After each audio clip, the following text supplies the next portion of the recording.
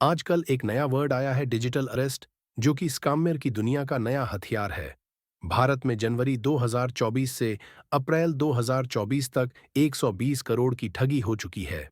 ये लोग video calling करके लोगों को अपना निशाना बनाते हैं और फिर कहते हैं या तो आपके खाते से इलीगल ट्रांजैक्शंस हुई है या आपका कोई पार्सल पकड़ा गया है जिसमें ड्रग्स था। ये सब आपकी आईडी से हुआ है और फिर इनोसेंट लोगों को अपना शिकार बनाते हैं या वॉइस क्लोनिंग करके आपको ठगते हैं। आपके घर के किसी मेंबर की वॉइस का सैंपल ले लेते हैं और उसकी आवाज में आपसे पैसे मांगते हैं या कुछ भी इलीगल करवाते हैं। बातों बातों में ये आपकी यूनिक इन्फॉर्मेशन मालूम कर लेते हैं। ये अपने आप को पुलिस या इनकम टैक्स या कस्टम से बताते हैं और उनकी ड्रेस भी पहने होते हैं। बैकग्राउंड भी ऐसा ही बना लेते हैं। जब आप पूरे घबरा जाते हैं तो वह पैसे की डिमांड करते हैं। प्रधानमंत्री मोदी जी ने भी इससे बचने के लिए कही उपाय अपने पॉडकास्ट में बताए हैं। आइए उसको हम देखते हैं जिससे हमें इसके बारे ज्यादा जानकारी मिल सके। आइए। डिजिटल अरेस्ट के फ्रॉड में फोन करने वाले कभी पुलिस, कभी सीबीआई, कभी नारकोटिक्स, कभी आरबीआई, ऐसे भांति भांति के लेबल लगाकर बनावटी अधिकारी बनकर बात करते हैं और बड़े कॉन्फिडेंस के साथ करते हैं। मुझे मन की बात के बहुत से श्रोताओं ने कहा कि इसकी चर्चा जरूर करनी चाहिए। आइए, मैं आपको बताता हूं ये फ्रॉड करने वाली गैंग काम कैसे करती है, ये खतरनाक खेल क्या है।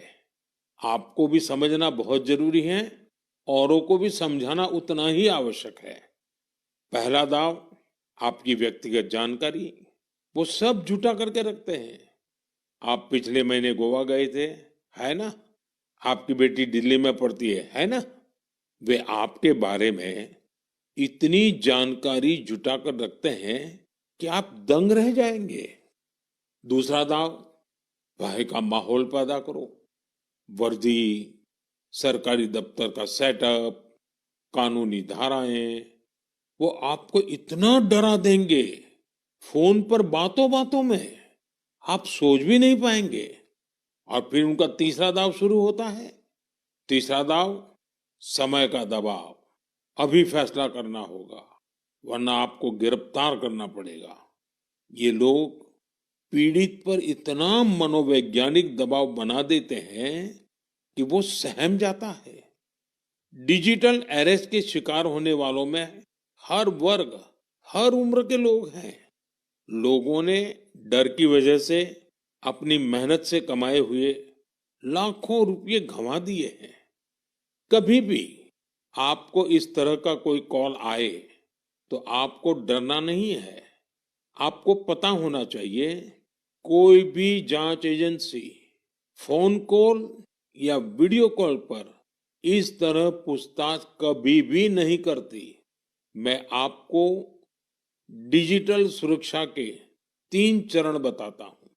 ये 3 चरण है: रुको, सोचो, एक्शन लो। कॉल आते ही रुको, घबराए नहीं, शांत रहे, जल्दबाजी में कोई कदम न उठाएं, किसी को अपनी व्यक्तिगत जानकारी न दें। संभव हो तो स्क्रीनशॉट लें और रिकॉर्डिंग जरूर करें। इसके बाद आता है दूसरा चरण।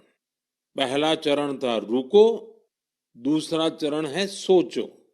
कोई भी सरकारी एजेंसी फोन पर ऐसे धमकी नहीं देती, न ही वीडियो कॉल पर पूछताछ करती है, न ही ऐसे पैसा की मांग करती है।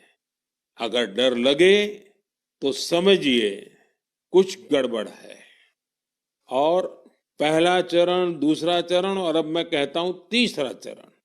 पहले चरण में मैंने कहा रुको, दूसरे चरण में मैंने कहा सोचो, और तीसरा चरण कहता हूं एक्शन लो।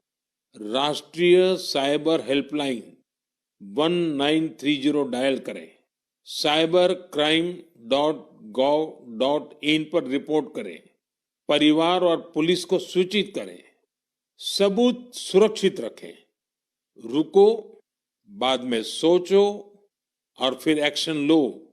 ये 3 चरण आपकी डिजिटल सुरक्षा का रक्षक। अब आपको काफी कुछ डिजिटल अरेस्ट के बारे पता चल गया होगा। सावधान बनिए और सतर्क रहिए।